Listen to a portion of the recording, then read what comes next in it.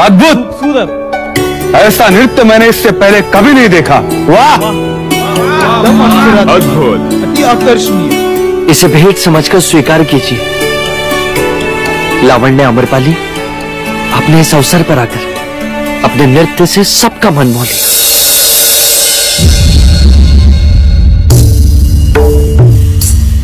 मैं इसे स्वीकार नहीं कर सकती। क्यों नहीं कर सकती देवी? क्योंकि मैं आपसे कुछ और भेंट चाहती हूँ। क्या? इस हार के बदले मुझे एकांत में आप कुछ घड़ियां दे दे तो? हाँ हाँ, क्यों नहीं, अवश्य, हमें खुशी होगी।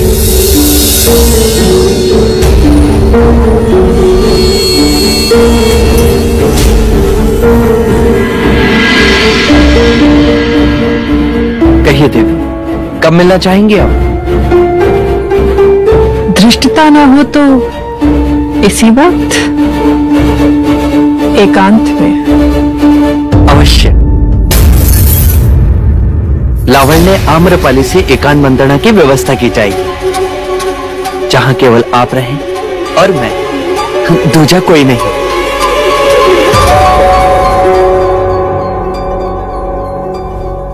परंतु एक प्रश्न है। मेरे मैं अकेला नहीं, मैं और कोपा मिलकर मैं बनते।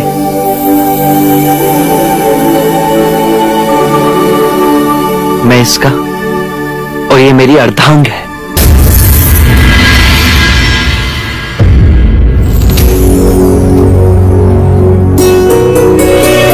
इतना प्रेम?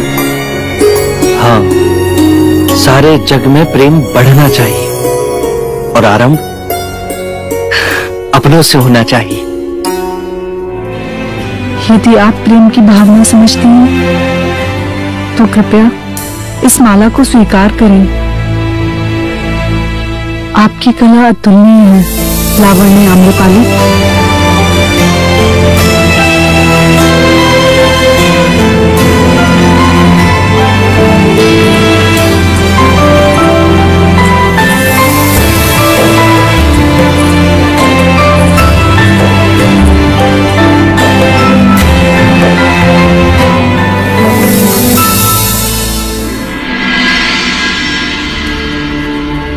कब से देख रही हूँ, आज हमारी लावण्या का मन कहीं और ही भटक रहा है। मुझे राजकुमारी यशोधरा से ईर्ष्या हो रही। युवराज सिद्धार्थ उनसे कितना प्रेम करते हैं। परंतु ईर्ष्या कैसी देवी? आप क्या किसी राजकुमारी से कम हो? संपूर्ण संसार के राजा और राजकुमार आपकी एक दृष्टि के लिए तरसते हैं। क्या ये प्रेम नहीं है? नहीं उषा, वो केवल वासना है। उनमें से ऐसा कोई नहीं जिसकी दृष्टि के लिए मैं तरसूं। सभागृह में सभी राजाओं की दृष्टि मेरे शरीर पर सांप की तरह रेंग रही थी, और सिद्धार्थ की दृष्टि में मैं जैसे उपस्थित ही नहीं। मेरे कितने प्रयत्न करने के बाद भी वो मोहित नहीं हुआ।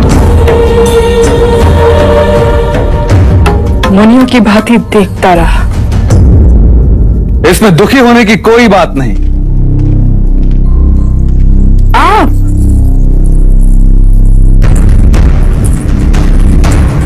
सिद्धार्थ मोहित ना हुआ तो ना सही, पर मगध नरेश बिंबिसार तुम्हारे अधीन है। अपनी जीत की घोषणा करने आया महाराज बिंबिसार? नहीं, तुम्हारे पराजय का भागीदार बनने आया हूं।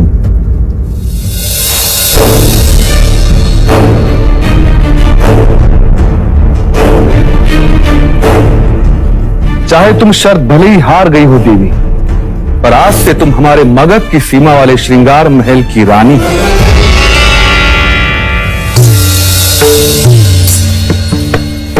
अर्थात एक और राजा मोहपाश में बन गया। और मोह के वृक्ष पर ही प्रेम के फूल खिलते हैं आम्रपाली।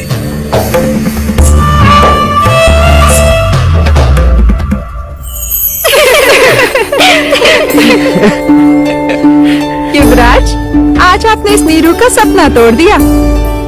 मैंने? और नहीं तो क्या, आज अपने सभागृह में लावण्य आम्रपाली के आमंत्रण को ठुकरा दिया।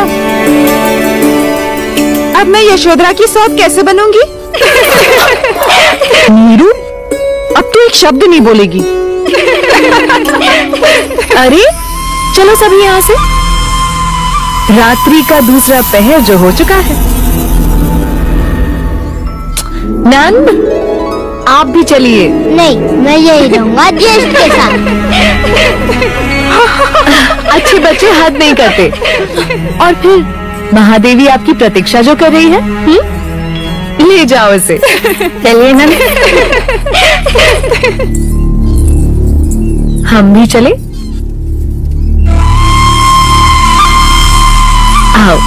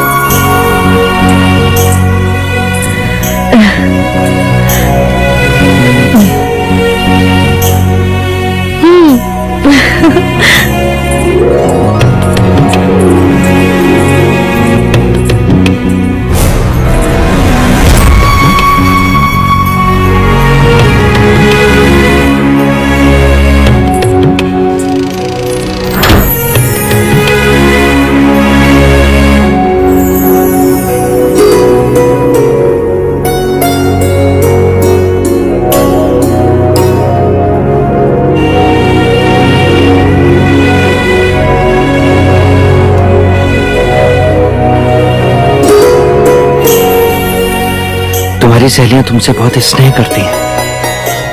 हाँ, जितना चन्ना आपसे करता है।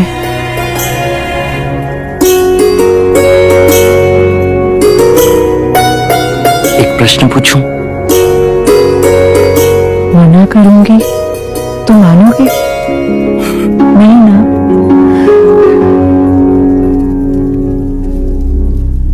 तुम मुझसे विवाह करके खुश तो होना गोपा?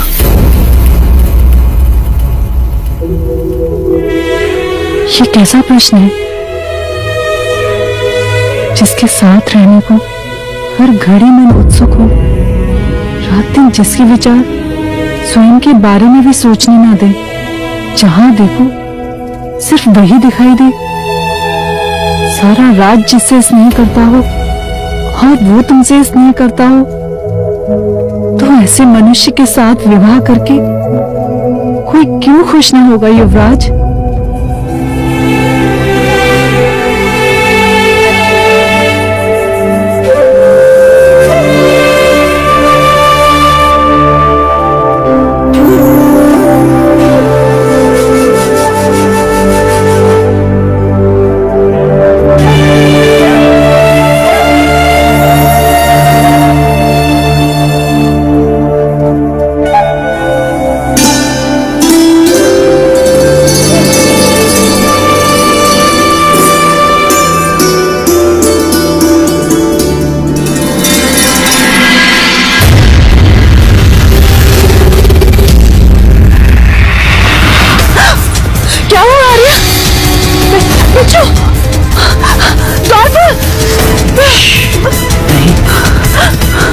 किसी को मत बुला। और ये बिच्छू? इस समय इस बात का फैलना पूरे महल में कलेश फैला देगा। चन्ना यही है, मैं उसे बुला लेता हूँ, वो इन्हें दूर कर देगा।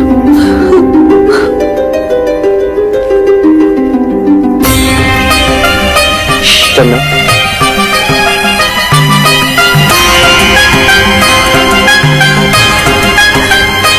यहाँ कोई है जो विष फैला रहा है। आज सुबह वरमाला में बिच्छू निकला तो सोचा योगानुयोग होगा, और यहाँ पर इस तरह इन बिच्छुओं को रखना,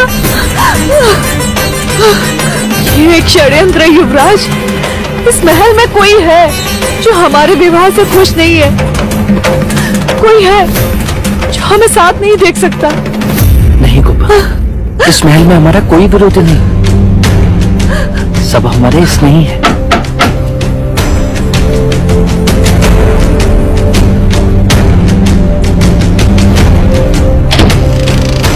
आगे युवराज। चन्ना, इन बिच्छुओं को बाहर फेंक दो। इन्हें मारना मत चन्ना, इन्हें बाहर जीवित झाड़ियों में छोड़ो। संभाल के।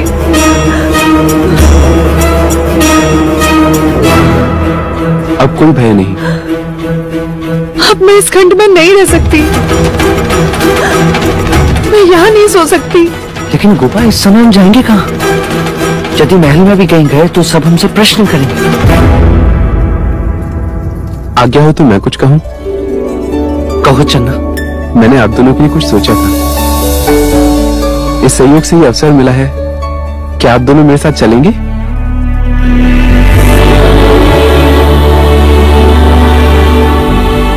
मुझे थोड़ा समय दीजिए, मैं रथ जोड़ कर आता हूं। तुमने सबको बताने से मना क्यों किया? गोपा, इतनी सी बात के लिए सबको? इतनी सी बात? यदि हमें कुछ हो जाता तो? पर कुछ हुआ तो नहीं ना गोपा। भय से अधिक भय की कल्पना मनुष्य को पीड़ा देती है, तो क्यों ना हम भय से मुक्त हो जाए।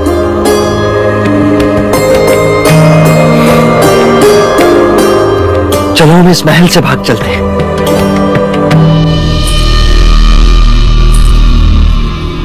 कुमार देवदत्त,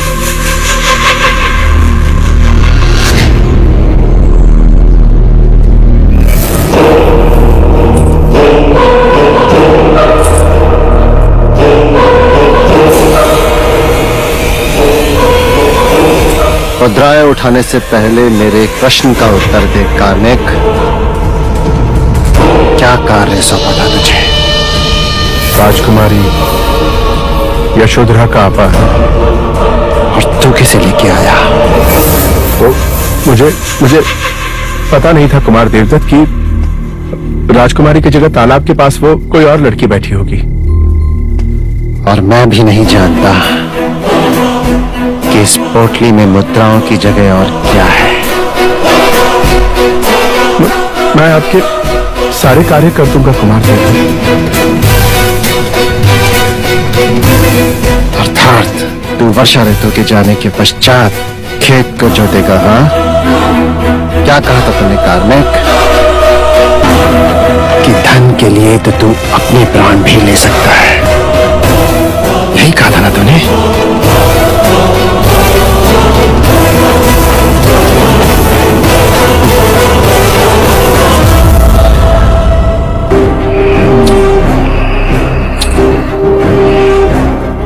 कार्निक,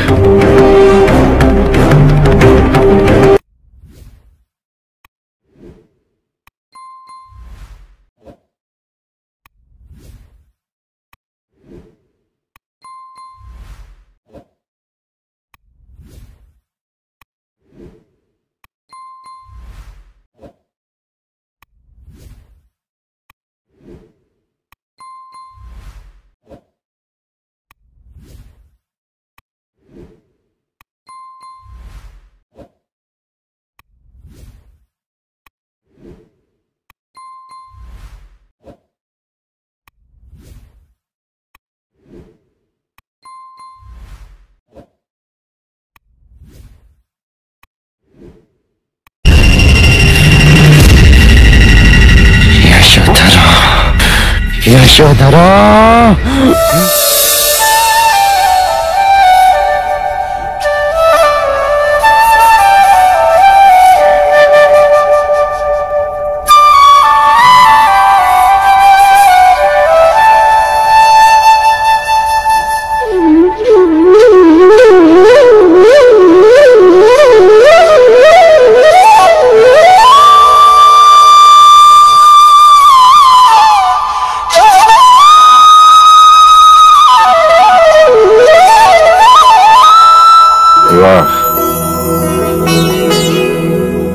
आज तुम्हारी बांसुरी का हर सुर यह कह रहा है कि तुम अत्यंत प्रसन्न हो। और आज आप भी बहुत प्रसन्न दिखाई दे रहे हैं देव। हाँ, समय कैसे करवट बदल लेता है। लग रहा है कल ही की बात है, सिद्धार्थ सो रहा था तुम्हारी गोद में और तुम बांसुरी बजा रहे। आज नंद सो रहा है और तुम। सिद्धार्थ का विवाह हो गया।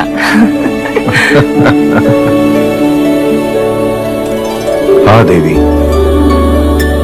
मुझे भय था कहीं हमारा तपस्वी विवाह से मुंह न फिर बैठे, परंतु मुझे गोपा पर पूर्ण विश्वास था। सत्य कह रही हो तुम। यशोधरा के रहते सिद्धार्थ वैरागी बन ही नहीं सकता। वो उसे गृहस्थी से बांध के रखेगी। असित मुनि की भविष्यवाणी अब झूठी प्रमाणित होगी। लगता है जीवन का एक पर्व जैसे पूर्ण हो गया है। अब शीघ्र ही ये मुकुट में सिद्धार्थ के सर पर रख के राजनीति से संन्यास ले लूंगा। अर्थात अब पुत्र की जगह पिता सन्यासी होंगे। हाँ, तो अब ये आंखें उस दिन की प्रतीक्षा करेंगी कि कब सिद्धार्थ का राज्याभिषेक हो और कब वो सम्राट बने। आने को तो वो दिन कल भी आ सकता है। अवरोध केवल इतना है कि सिद्धार्थ को शाक्य संघ का विश्वास अर्जित करना होगा। उनके प्रत्येक प्रश्न का उत्तर देना होगा।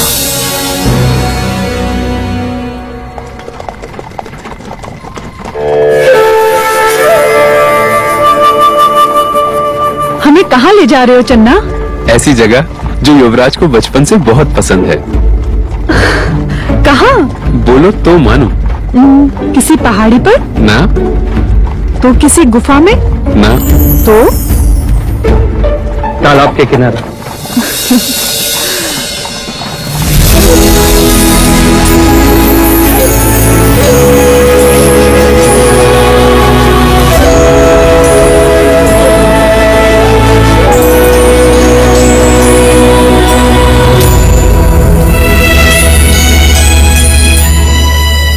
कृपया ये भेंट स्वीकार करें युवराज।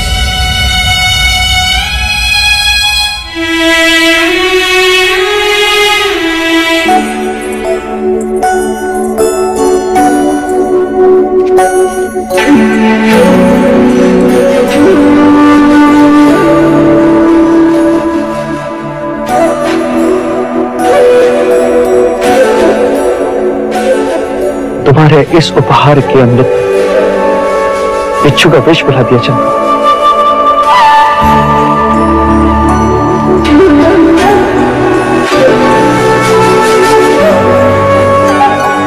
तुम्हारी ये भेंट हमें सदा याद रहेगी। अब आप विश्राम कीजिए युवराज, मैं प्रातःकाल आपको लेने आऊंगा।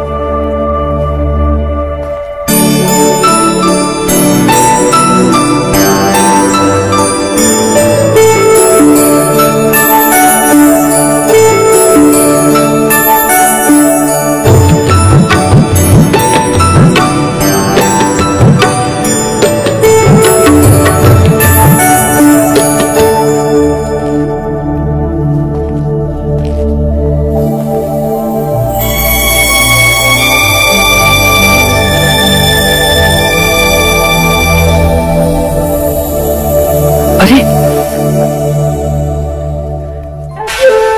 ये क्या कर रही हो गोपा? कर्तव्य निभा रही हूँ। अब तक आप मेरे मित्र थे, अब पति हो। तो क्या पति मित्र नहीं हो सकता गोपा? हो सकता है, क्यों नहीं हो सकता? यदि पति पत्नी दोनों एक दूसरे को पूर्ण रूप से जाने तो।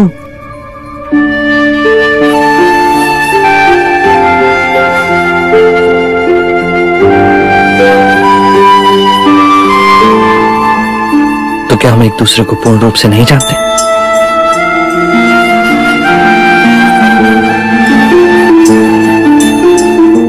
जानते हैं,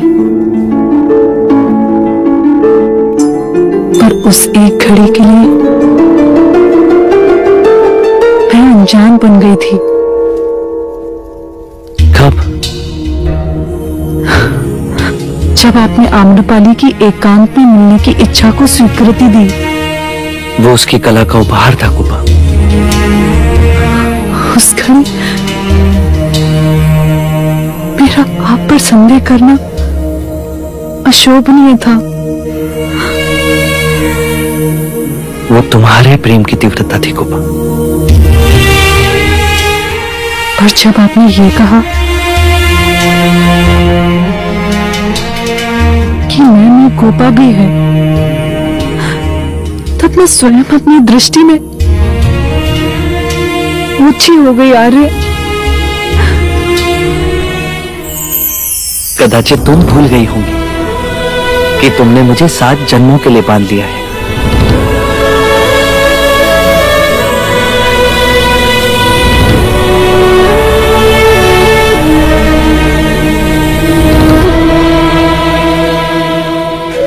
क्या सचमुच 7 जन्म होते हैं?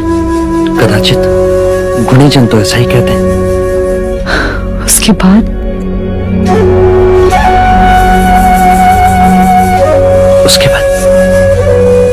उसके बाद क्या कुपा? उसके बाद क्या होगा ये नहीं जानती,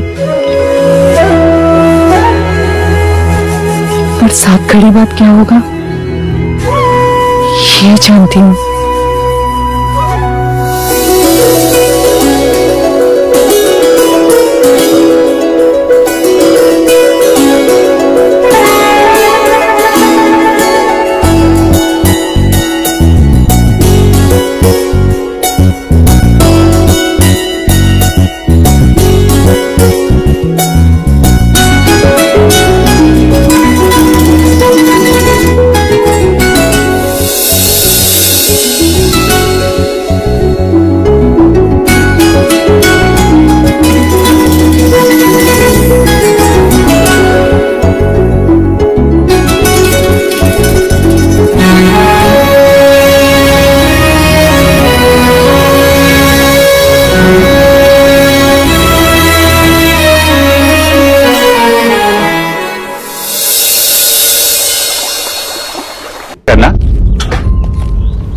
प्रणाम मंजरी राजा। ये रथ किसके लिए सजा रहे हैं? युवराज के लिए मंजरी राजा। विवाह के पश्चात देवी यशोधरा के साथ उनका नगर भ्रमण जो है। हाँ, नगर भ्रमण। तो फिर सारे नगर को उनके पराक्रम की स्मृति भी तो रहनी चाहिए। मैं समझा नहीं मंजरी राजा। अरे, युवराज ने अश्वमेघ के अश्व को पकड़कर कौशल नरेश को पराजित किया कि नहीं? जी। तो फिर कंथक के साथ उसी अश्वमेघ के अश्व को बांधना चाहिए या नहीं, जिससे युवराज की कीर्ति सारा शाक्य राज्य भी देखे। यह आपने खूब कहा मंजरी राजा। मैं शीघ्र ही अश्वमेघ का अश्व युवराज के रथ से जोड़ देता हूं। शाक्यों के अश्व के साथ कौशल के अश्व को जोड़ प्रसन्नजीत के अपमान को जोड़ दिया है ब्रह्मांड। प्रसन्नजीत का प्रसन्न रहना संभव ही नहीं। बड़ी मित्रता की मोहर लगाने चले थे युवराज से। ये किस लिए? ये हमारी अति प्रिय अंगूठी है। इसे आप अपने पास रखिए। हमारी मित्रता का चिन्ह। मित्रता? परंतु आप तो मुझसे आयु में बहुत बड़े हैं मगध नरेश। हाँ, पर तुम विचारों में सारे भारतवर्ष के राजाओं से बड़े हो, और मेरी मित्रता तुम्हारे विचारों से है। इतने वर्षों में मैं राजनीति को सोमरस की तरफ पी चुका हूं, किंतु तुम्हारी नीति ने मुझे चकित कर दिया। जब मैंने सुना कि तुमने प्रसन्नजीत जैसे विक्रमी सम्राट को युद्ध में पराजित कर दिया, तो मुझे आश्चर्य हुआ, किंतु उससे भी अधिक अचरज मुझे तब हुआ जब मैंने ये सुना कि तुम युद्ध को रोकना चाहते थे और तुमने युद्ध को रोक भी दिया, शत्रु से सारे हथियार भी ले लिए और शत्रु को अपना मित्र भी बना लिया। वाह! तो इसका श्रेय प्रसन्नजीत को भी देना चाहिए। उन्होंने भी अपनी दूरदृष्टि दिखाते हुए युद्ध विराम को सम्मति दी, अन्यथा और अधिक प्राण जा सकते थे। किंतु इससे भी अधिक सोचनीय बात हमने कल देखी। वैशाली की नगर वधू, सौंदर्य सम्राज्ञी आम्रपाली खुली बाहों से तुम्हारा स्वागत करने हेतु आतुर थी, किंतु उसके मोहपाश में बंधना तो दूर, वो तुम्हें क्षणिक भर आकर्षित भी ना कर सके। इस आयु में इतना संयम! जो पहले से किसी और के वश में हो, वो दूसरों के वश में नहीं आता। सच्चे प्रेम के सामने क्षणिक आकर्षण सूर्य के सामने बादल के समान होता है महाराज, जो अधिक समय तक नहीं टिकता। युवराज, अजात शत्रु की जगह यदि तुम हमारे पुत्र होते। यह आपका बड़ापन है महाराज। युवराज, जीवन में जब कभी भी सहायता की आवश्यकता पड़े, निसंकोच इस मगध नरेश को स्मरण कर लेना।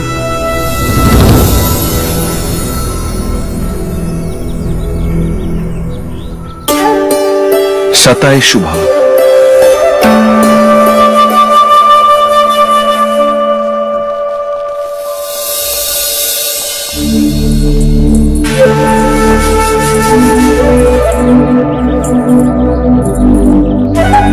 यहाँ क्यों आए माँ?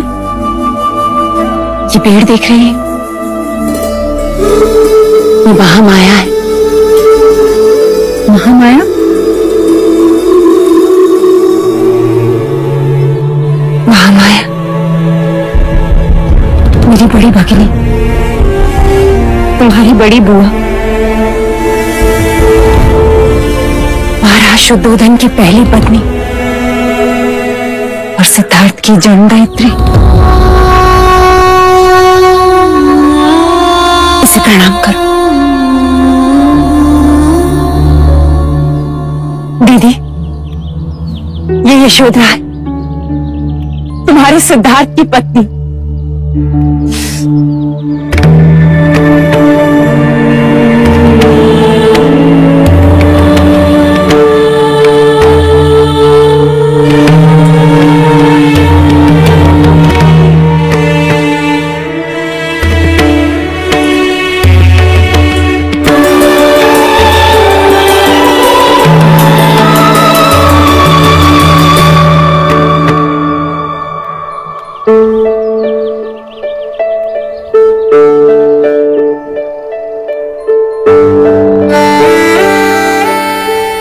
युवराज ने मुझे ये बात कभी नहीं बताई,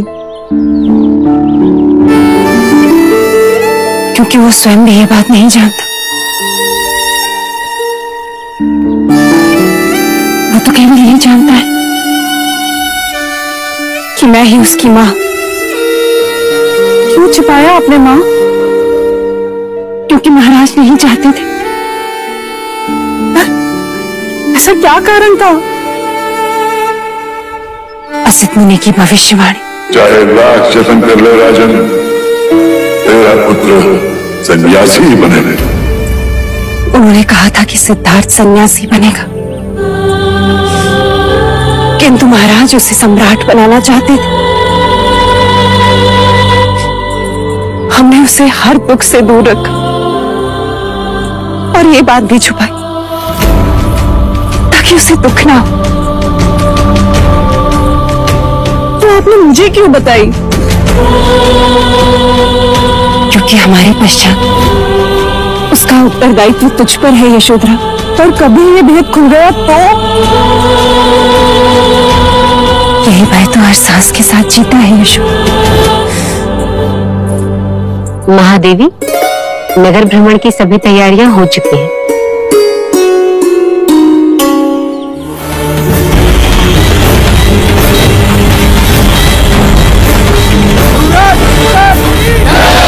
युवराज!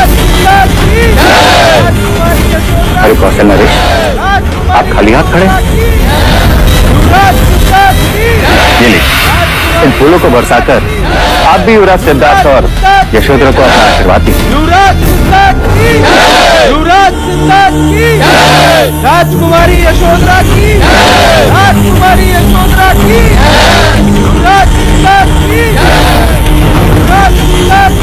राजा दुर्योधन, लगता है युवराज कपिल वस्तु के लोगों में अति प्रिय हैं, आपसे भी अधिक। सत्य कहा आपने, लोगों में विजेता ही पूजा जाता है, पराजित को तो होना ही मिलता है।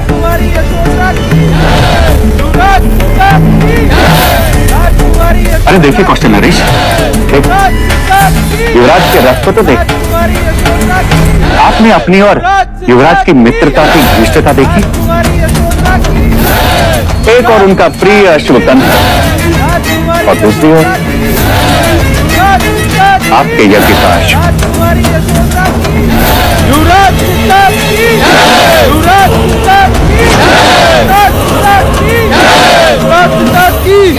राजकुमारी यशोधरा की,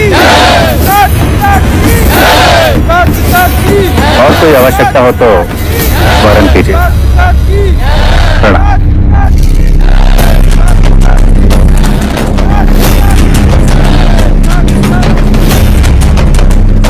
शाक्यों की कूटनीति देखी महाराज, आपको अपमानित करने हमारे अश्वमेध के अश्व को अपने रथ से बांधकर हमें यह जताया जा रहा कि हमारे अश्वमेध का अश्व हम उनके काबू में, आप पराजित हो और वो विजेता।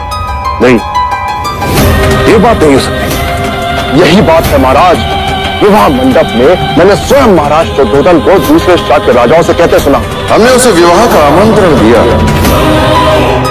परंतु उस आमंत्रण को स्वीकार कर लाचार होकर प्रसन्नजीत को कपिलवस्तु आना। आपने हमारा दिया हुआ सम्मान देखा, परंतु होने वाला अपमान नहीं देखा। यदि ये बात सत्य है कि आप हमारे मित्र हैं, तो हमारे साथ द्वार पर खड़े होकर हमारे अतिथियों का स्वागत इन फूलों से कीजिए। प्लीज।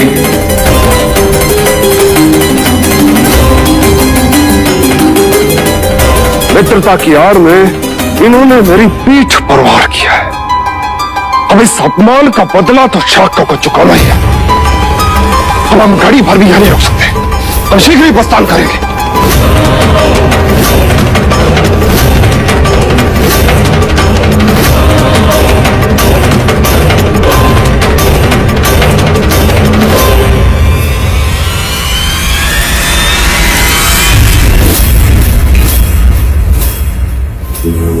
सत्य कथा, पुरुषार्थ कथा, सुनो सुनो सिद्धार्थ कथा।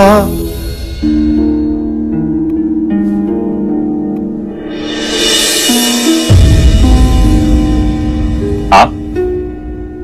बड़ी देर से सोच रहा हूं कि आपको हित चिंतक कहूं या हित शत्रु। आज अचानक आप विकल्पों की भाषा बोलने लगे। अभी अभी कौशल नरेश राजा प्रसन्नजीत को विदा करके आया हूं, बड़े अपमानित लग रहे थे। चलो अच्छा हुआ, जो समझाना था समझ गए। वैसे आप चाहते क्या हैं मछली राजा? जो मैं चाहता था वो तो हुआ नहीं, परंतु जो लोग चाहते हैं वो मैं होने नहीं दूंगा। खूब समझता हूं मैं आपकी कूटनीति को। पहले अश्वमेघ के घोड़े को रथ में बांधना, फिर कौशल नरेश प्रसन्नजीत को मेहमानों का स्वागत करने को कहना, और संघ सभा में महाराज शुद्धोधन के विरुद्ध राजाओं को उकसाना। आप महाराज के मित्रों को शत्रु बना रहे हैं। आप भी चौकन्ने रहे राजा दंडपानी।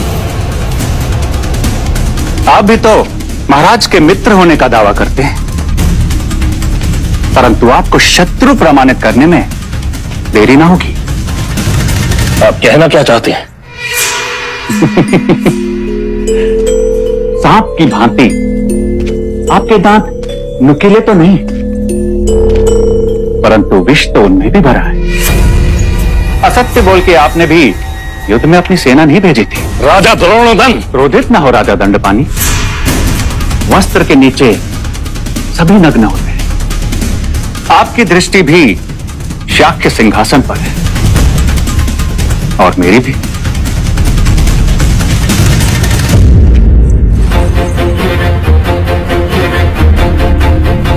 कहा ना, वस्त्र के नीचे सभी नग्न होते हैं।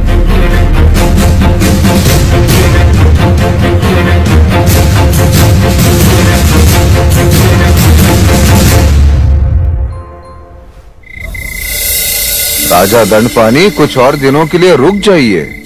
वैसे भी संघ सभा में आपको उपस्थित होना ही है। महाराज सत्य कह रहे हैं राजा दंडपानी। मत प्रदर्शन जो है तो आपको तो आना ही पड़ेगा।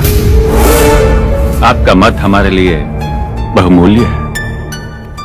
अमिता दीदी, आप भी अकेले देवता जाके क्या करेंगी? यशोधरा भी यही है और भैया भी संघ सभा के लिए रुक रहे हैं। आप भी रुक जाओ ना। हाँ माँ, थोड़े दिन और रुक जाओ ना, शाक्य सभा के बाद चले जाना। वैसे पुत्री के ससुराल ठहरते नहीं है, परंतु ये तो आपका मायका भी है, रह भी लोगी तो बुरा नहीं लगेगा। ठीक है, ये तो मेरा मायका है ही, पर अब ये तुम्हारा ससुराल है। तो बताओ गोपा, कैसे रोकोगी मुझे? हाँ हाँ, अमिता दीदी, अब एक रिश्ते में तुम्हारी बुआ सास भी हूँ। बताओ कैसे रोकोगी?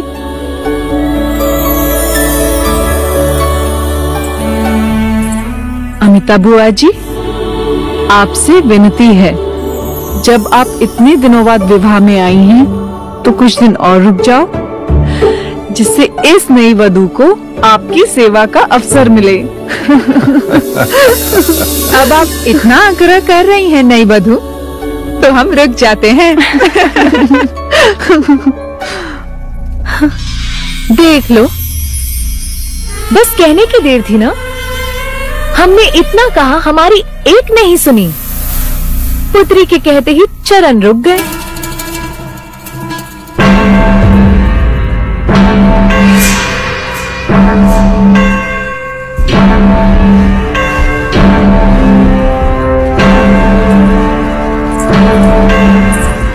ये इस समय कौन आया है? कमु को देखो कौन आया। जी महाराज।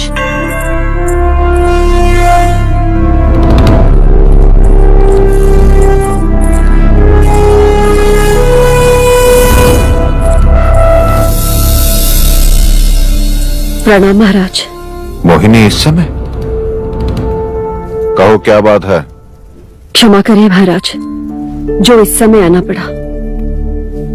विवाह के पश्चात राजमहल से सारी गणिकाएं रंगमहल में आ चुकी हैं, परंतु महाराज, कंचनी अभी तक नहीं लौटी।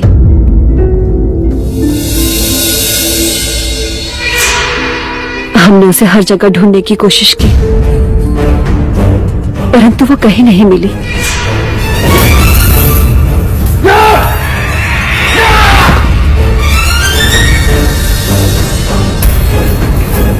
क्या किसी ने कंचनी को राजमहल में कहीं देखा है? नहीं महाराज। जी महाराज, मेहंदी की रात को मैंने कंचनी को राजकुमारी यशोधरा के कक्ष से बाहर आते देखा था। हाँ, वो मुझसे मिली थी। तुम्हारा संदेश मिलने पर जब मैं तुमसे तालाब पर मिलने जा रही थी, तब कंचनी ने ही मुझे रोका था कि युवराज कुमारों के साथ चौसर खेल रहे हैं और हल्दी के पश्चात महल से बाहर जाना मना है। पर मैंने तो तुम्हें तालाब पर बुलाया नहीं था। तो फिर कामुका ने मुझसे ये क्यों कहा कि आपने मुझे तालाब पर मिलने बुलाया है?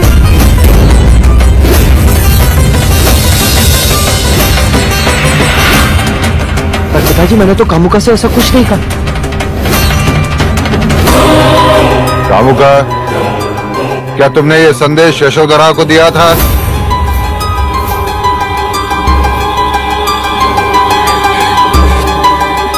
हाँ महाराज। किसके कहने पर दिया था?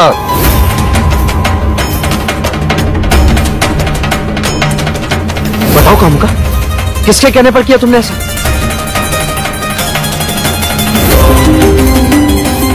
बताओ।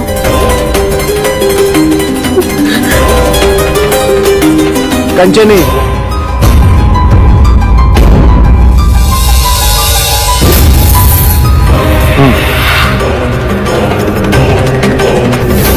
हाँ,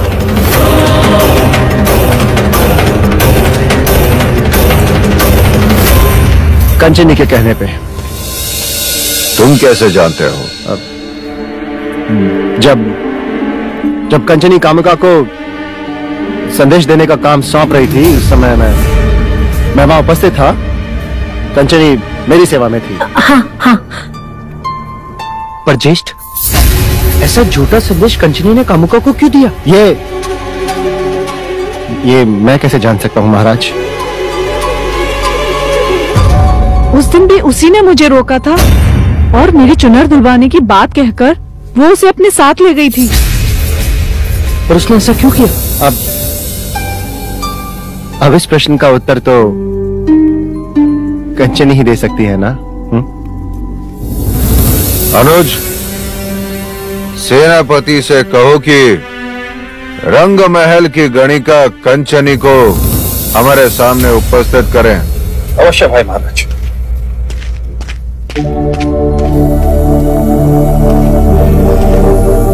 आप चिंता ना करें मोहिनी देवी, कंचनी कहाँ है और उसने ऐसा क्यों किया, इस प्रश्न का उत्तर हम जल्दी ही ढूंढेंगे। जी प्रणाम महाराज।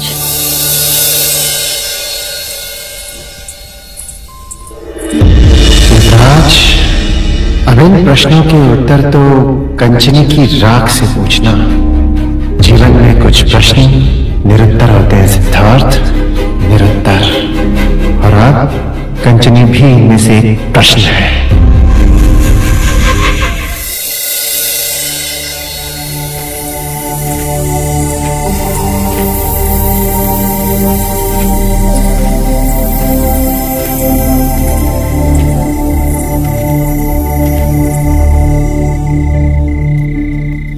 चांद देख रहे हो? नहीं तो सितारों से बात कर रहे होगे? नहीं। फिर तो अवश्य उल्लू से ही बात कर रहे होगे। नहीं काकी माँ। तो फिर इस समय यहाँ अकेले क्या कर रहे हो युवराज? काकाश्री, जब से मोहिनी देवी ने मुझसे कंचनी की बात की, तब से मुझे उसकी चिंता हो रही। मन में एक के बाद एक जैसे प्रश्नों की माला बनती जा रही है कि कहाँ होगी वो, कैसी होगी वो। और उसने गोपा को कामुका के द्वारा यह संदेश क्यों भेजा कि मैंने उसे तालाब पर बुलाया और फिर स्वयं ही जाकर उसे रोका? तुम व्यर्थ चिंतित हो रहे हो सिद्धार्थ। सैनिक उसे ढूंढ रहे हैं, मिलने पर सारे प्रश्नों के उत्तर मिल ही जाएंगे। वैसे भी कोई स्त्री गणिका का जीवन नहीं जीना चाहती। जब भी किसी को कोई योग्य साथी मिल जाता है तो वो उस अवसर को जाने नहीं देती, चली जाती है। कदाचित उर्मिला की तरह उसे भी कोई मिल गया हो। हाँ? तथास्तु, यदि ऐसा हुआ है तो मुझे बहुत आनंद होगा। तुम बहुत भावुक हो सिद्धार्थ, जो एक गणिका के लिए इतनी चिंता कर रहे हो। नहीं होता, किसी को पता नहीं होता कि वो जीवित है या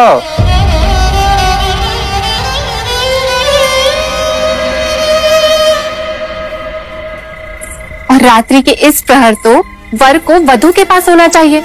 नए सपने सजाए यशोधरा तुम्हारी प्रतीक्षा कर रही होगी और तुम यहाँ अंधेरे में कंचनी को ढूंढ रहे हो। विवाह के दूसरे दिन कोई अपनी भार्या को इस तरह अकेला छोड़ता है भला? नहीं ना सिद्धार्थ, अब तुम्हारा प्रथम कर्तव्य यशोधरा को खुश रखना है। जी काकी, वहाँ जाकर अपने प्रश्नों के बाण मत चलाना, हो सके तो प्रेम के फूल बरसाना। हाँ काकी। राजकुमारी यशोधरा, युवराज सिद्धार्थ पधार रहे हैं। मैं कब से तुम्हारी प्रतीक्षा कर रही हूँ। क्यों? तुमने जो उपहार दिया था वो ही तुम्हें दिखाना है। मैंने तुम्हें कौन सा उपहार दिया गोपा? नहीं दिया तो कोई बात नहीं, पर तुम तो जानते हो ना कि ये गोपा अपना उपहार अपने आप ही ले लेती है। याद है ना पिछली बार बांसुरी ली थी? हाँ। और अब क्या चुराया तुमने?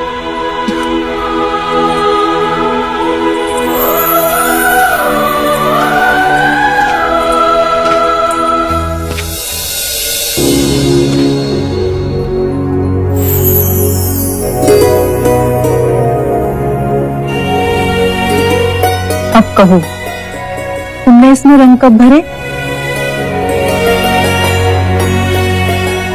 नहीं जानता गोपा।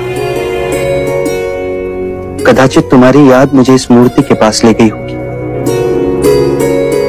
और अचानक मैंने रंग भर दिया। तुम्हारे प्रेम की ये रीत मुझे बहुत पसंद आई। बस इसमें एक कमी रह गई है। कौन सी? ढूंढो तो मानू। देखो ध्यान से।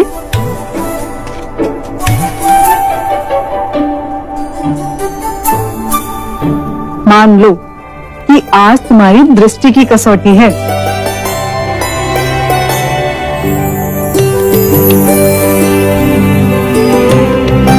इस मूर्ति में केवल तुम्हारी प्रेयसी दिखाई दे रही है, पत्नी नहीं।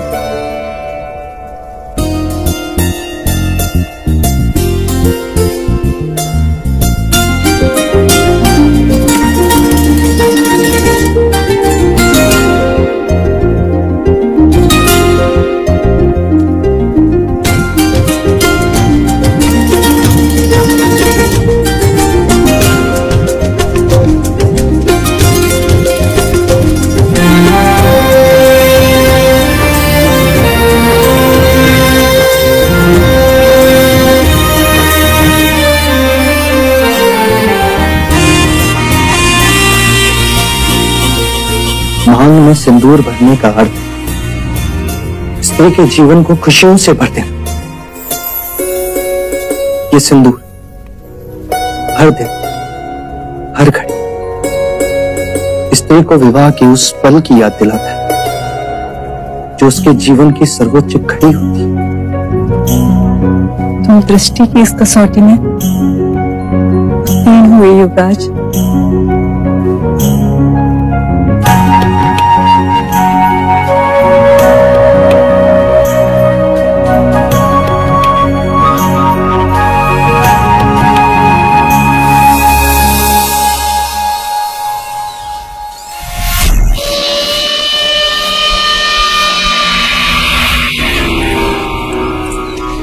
उत्तर दो देव। क्या एक ही प्रश्न तुमसे बार बार पूछना पड़ेगा? मैंने कहा उत्तर दो देव। जब वो कंचनी की बात से अवगत नहीं है तो फिर आप क्यों उसे? तुम चुप रहो मंगला। जितना तुम इसे जानती हो उससे अधिक मैं इसे जानता हूं। आंखें बता रही इसकी। बोलो देव, उस कंचनी के कारण तुम पहले भी चर्चा में आ चुके हो। यदि इस बार भी तुमने कुछ किया और प्रत्यक्ष आ गई तो वो नहीं आ सकती। नहीं आ सकती?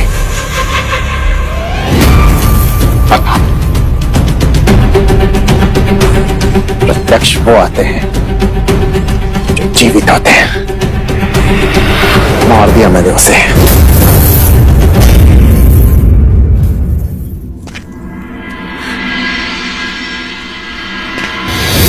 क्यों मारा तुमने उसे? बताओ क्यों मारा तुमने उसे? क्योंकि यशोधरा की जगह वो आ गई थी। यशोधरा, कहना क्या चाहते हो तुम? क्या करने जा रहे थे तुम यशोधरा के साथ? देवदत्त। उसका अपहरण? यदि महाराज को इस बात का पता चल गया तो हम सबको राख बना देंगे, देश निकाला दे देंगे कपिलवस्तु से। क्या हो गया है तुम्हें? युद्ध में जब अवसर था तब तो निशाना नहीं चूका तुम्हारा, वही मार दिया होता ना उसे। मुकुट पर तीर चलाने की क्या आवश्यकता थी? क्या हो जाता यदि सिद्धार्थ को मार देता तो? हाँ, क्या हो जाता? युद्ध हार जाते, प्रसन्नजीत हमें बंदी बना लेता, सिंहासन तो हाथ से जाता ही, साथ में यशोधरा भी। और यदि कार्निक खेल नहीं बिगाड़ता तो मैं यशोधरा से गंधर्व विवाह करके ही लड़ता। सिद्धार्थ अपनी मृत्यु अपने आप मर जाता। मर जाता?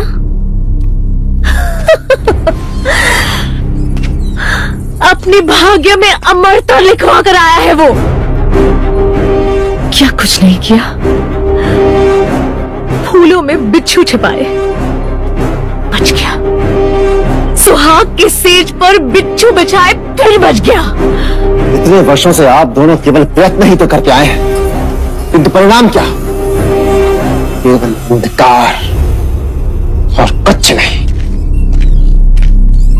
कुछ नहीं।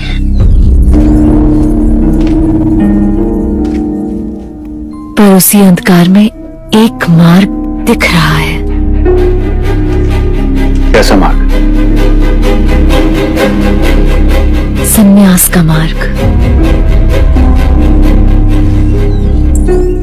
तुम्हें याद है आर्या, असित मुनि की वाणी सुनकर मैंने क्या कहा था? सिद्धार्थ के जन्मदिन पर मैं उसे भेंट में एक कमंडल दूंगी। अब वो समय आ गया है आर्या। साधु संत सन्यासी, दुख दया माया पीड़ा वैराग्य, और फिर वानप्रस्थ। तुम कहना क्या चाह रही हो? यही कि सिद्धार्थ के पास बस दो मार्ग हैं, या तो जग से जाए या फिर वन में जाए। जग से नहीं जाता तो वन में जाए। देखते जाओ आर्य, अब सिद्धार्थ को मैं कैसे भगवा पहनाती हूँ।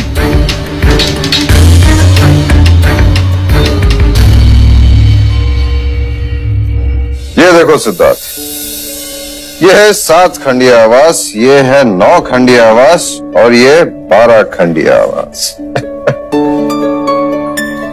ये तुम दोनों के लिए, ताकि तुम हर ऋतु में वैवाहिक जीवन का आनंद ले सको। परंतु इन सब की क्या आवश्यकता थी पिताजी? आवश्यकता है पुत्र,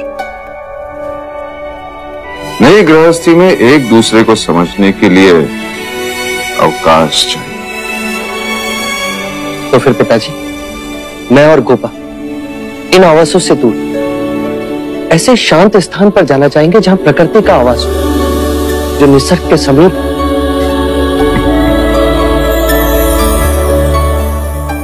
जैसे तुम चाहो। एक उपहार आपने अपने पुत्र को दिया, तो अब एक उपहार मैं भी अपनी बहू को देना चाहती हूँ। अवश्य अवश्य। लौशिका,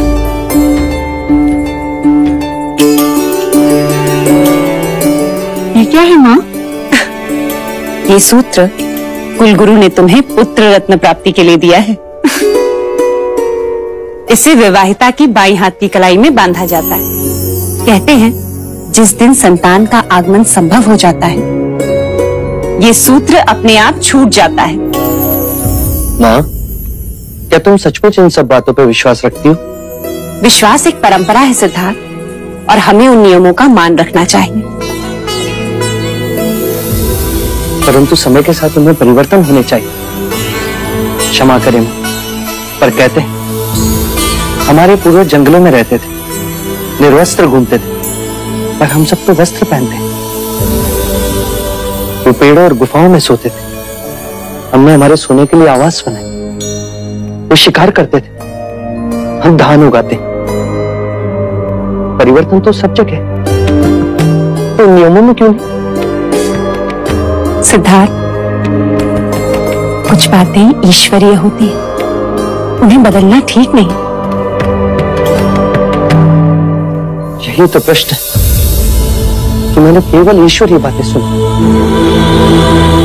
इन बातों को कहते हैं ईश्वर को तो किसी ने नहीं सुना।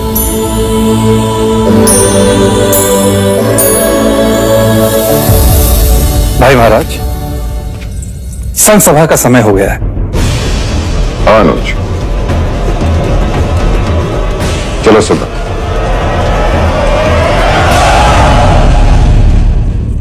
आज संघ सभा में हम पर कई प्रश्नों के तीर चलाए जाएंगे, और उन सभी प्रश्नों के उत्तर हमारे पास हैं पिताजी। यदि हमारे निष्ठा पर कोई प्रश्न करे तो तुम्हें शांत रहने की कोई आवश्यकता नहीं, चाहे मतदान पर उसका जो भी प्रभाव पड़े। आप निश्चिंत रहें, हमारी प्रामाणिकता ही हमारी शक्ति है पिताजी। सत्य हमारे पक्ष में है। संपूर्ण शाक्य संघ मिलकर भी उस सत्य को झुठला नहीं सकता। संघ की पिछली सभा जो युवराज के विवाह के कारण स्थगित कर दी गई थी, उसके कुछ अधूरे प्रश्नों पर विचार होंगे और फिर से मतदान होगा। युद्ध में लिए गए निर्णय पर उठाए गए प्रश्नों का उत्तर महाराज शुद्धोधन और युवराज सिद्धार्थ को देने होंगे।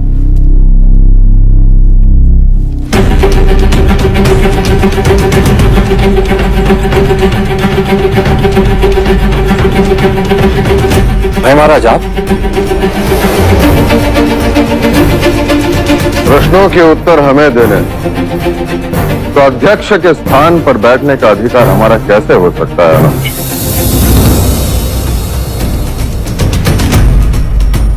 मैं राजा शुद्धोधन शाक्य संघ से निवेदन करता हूं कि वो अपने प्रश्न करें। युवराज सिद्धार्थ, आप ही ने युद्ध की व्यूह रचना की थी और आप ही ने बिना किसी से परामर्श लिए युद्ध रोकने का प्रयास भी किया। मैंने केवल प्रयास नहीं किया, युद्ध को रोका है। जहां तक प्रश्न व्यूह रचना का है, वो मेरी शिक्षा का प्रमाण था। युद्ध रोकना मेरी भावनाओं की आवश्यकता थी, और मेरा मंतव्य है कि यदि मैं उस युद्ध को ना रोकता तो दोनों देश के सैनिकों के प्राण जाते, और उस रक्तपात से किसी को कुछ प्राप्त नहीं होता। अपने शत्रु को पराजित करके उसे जीवित छोड़ दिया है। क्या ये राजनीति है? क्या कौशल नरेश पर विश्वास कर सकते हैं कि हम पर पुनः आक्रमण नहीं करेगा? आपके प्रश्न किसी आक्रमण से कम नहीं। प्रसन्नजीत पहले युद्ध में पराजित हुआ, उसके बाद हमारा मित्र बना। आप सब जानते हैं, मित्रता शत्रुता की विरोधी है। प्रसन्नजीत हम पर पुनः आक्रमण करने से पहले उस युद्ध के बारे में सोचेगा। यही तो खेद की बात है युवराज, सब आपकी तरह नहीं सोचते। अपमान का बदला लेने का प्रण लेकर गया है प्रसन्नजीत। जाते हुए कहकर गया है कि कपिल वस्तु को उध्वस्त कर दूंगा। भविष्य की गर्भ में क्या छिपा है ये कौन जानता है? न आप न मैं। तो फिर हम कल की चिंता क्यों करें? महाराज शुद्धोधन, कौशल से युद्ध के कारण कितनी प्राण हानि हुई है। सवारी और शस्त्र जुटाने में राजकोष खाली हो गया है। क्या आपको इसकी चिंता नहीं है महाराज? है, परंतु उस समय युद्ध हमारी प्राथमिकता थी। तो विजय के पश्चात आज तक आपने प्रसन्नजीत से युद्ध का खर्च क्यों नहीं लिया महाराज? शीघ्र ही रहेंगे। तब जब प्रसन्नजीत हम पर पुनः आक्रमण कर देगा तब? हाँ बोलिए बोलिए। प्रसन्नजीत को आमंत्रित कर आपने अपनी मनमानी की। युद्ध से पहले प्रसन्नजीत हमारा शत्रु था और युद्ध के पश्चात हमारा मित्र, और मित्र को विवाह में आमंत्रित करना हमारा कर्तव्य था। वाह युवराज, और युद्ध में जितने शाक्यों ने अपने प्राण दिए उनके प्रति आपका कोई कर्तव्य नहीं। केवल व्यर्थ बातें करने का कोई अर्थ नहीं। यदि आप शाक्य शूरवीरों के बलिदान को सम्मानित करना जानते हैं। तो बताइए, आप में से कौन है जो उन घायल सैनिकों की पीड़ा पूछने गया?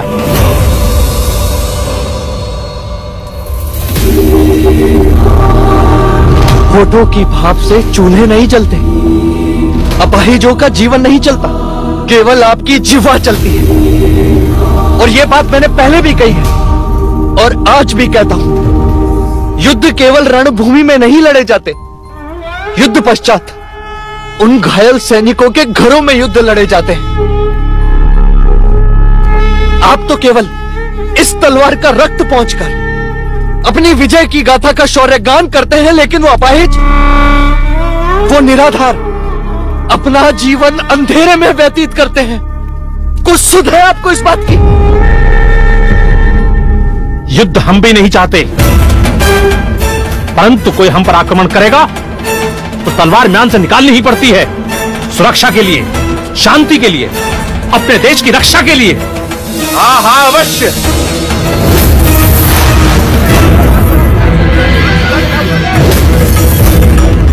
ये तलवार शांति नहीं देती, केवल रक्त बहाती है। ये सुरक्षा नहीं देती, मनुष्य में असुरक्षा की भावना को जगाती है। यदि आप अपने देश के लिए कुछ करना चाहते हैं तो युद्ध के बारे में मत सोचिए। युद्ध कभी निवंश नहीं होता, वो दूसरे युद्ध को जन्म देता है। युद्ध की कोख से शांति नहीं, केवल युद्ध पैदा होता है, केवल युद्ध पैदा होता है।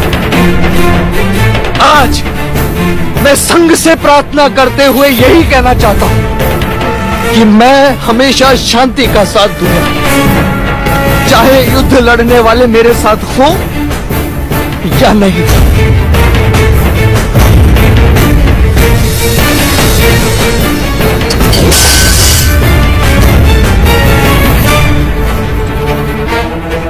यह संघ का अपमान है। हाँ हाँ, यह अपमान है। पर युवराज की बातों में मनुष्यता के लिए सम्मान है।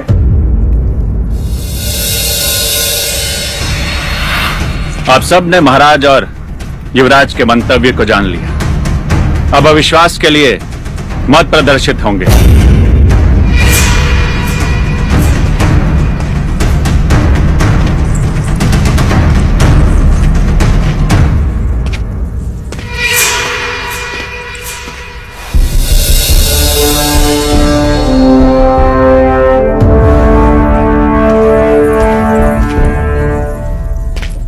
शाक्य संघ अध्यक्ष होने के नाते मत प्रदर्शन से पहले मैं संघ से कुछ निवेदन करना चाहता हूं। जो शाक्य राजा मेरे और सिद्धार्थ के पक्ष में हैं, वो अपनी तलवार मेरे दाहिने ओर रखें, और जो हमें विरोध कर रहे हैं वो अपनी तलवारें मेरे बाईं ओर रखें। यदि मतों में मैं पराजित रहा तो मैं अभी से ये मुकुट नहीं पहनूंगा, और यदि मैं जीत गया तो जिस राजा ने मेरे बाईं ओर तलवार रखी है वो आज से मुकुट नहीं पहनेगा।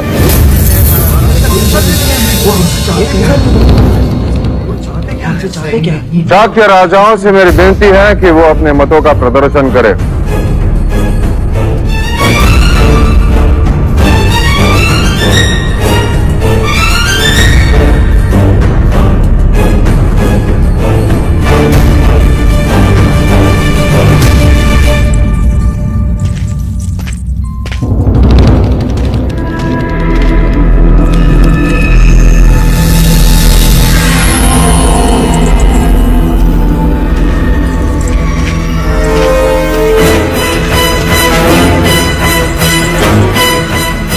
पहले आप विरोध में मत डालिए, फिर मैं जाऊंगा मजले राजा।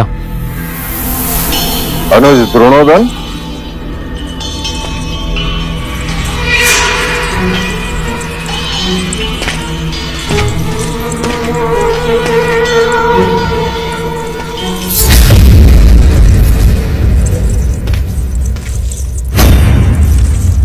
राजा दंड पानी।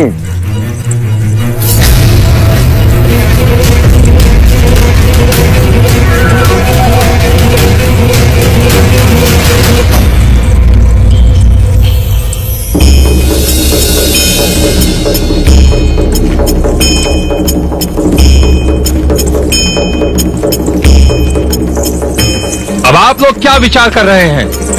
आपके सिवाय सबने सिद्धार्थ के पक्ष में मत प्रदर्शित किया है। अगर आप विरोध में करोगे तो आप ही बिना मुकुट के घूमोगे।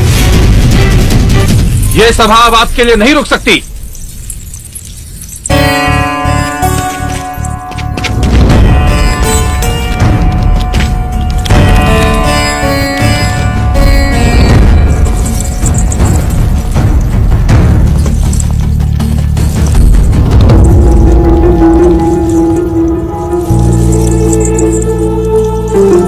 यह मत प्रदर्शन यह प्रमाणित करता है महाराज कि सारा शाक्य संघ आपके साथ है और यह सभा युवराज सिद्धार्थ के साथ है। कोई विरोधी नहीं, अर्थात सब आपके और सिद्धार्थ के निर्णय के साथ हैं। महाराज शुद्धोधन की, महाराज शुद्धोधन की, महाराज शुद्धोधन की, महाराज शुद्धोधन की, महाराज शुद्धोधन की, महाराज शुद्धोधन की, महाराज शुद्धोधन की, महाराज शुद्धोधन की, महाराज शुद्धोधन की।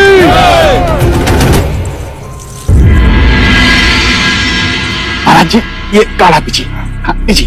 महाराज प्रसन्नजीत पधार रहे हैं। और लीजिए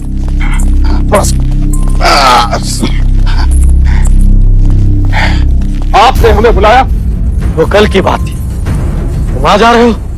जब स्वास्थ्य ठीक ना हो तो मनुष्य को अधिक बोलना नहीं चाहिए। मेरा तो स्वास्थ्य ही ठीक नहीं, तुम्हारे तो विचार ही ठीक नहीं। एक बार पराजित हो चुके हैं, पुनः शाक्यों से युद्ध आत्मघात होगा। अब जो युद्ध होगा वो हमारे आत्मसम्मान के लिए होगा, हमारे अपमान का प्रतिशोध होगा।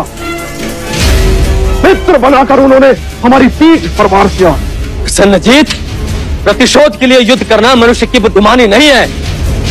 तुम अच्छी तरह से जानते हो कि सिद्धार्थ के विवाह में सारे पड़ोसी राजा उपस्थित थे। हमें किसी राजा का भय नहीं। शाक्यों से युद्ध अटल है पिताजी। महाराज, महाराज, महाराज, कभी वस्तु स्वस्थ होके रहेगा। महाराज, महाराज, महाराज।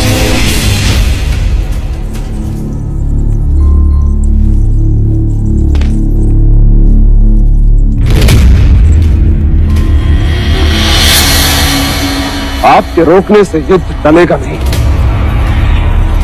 अग्नि संस्कार की तैयारियां करो।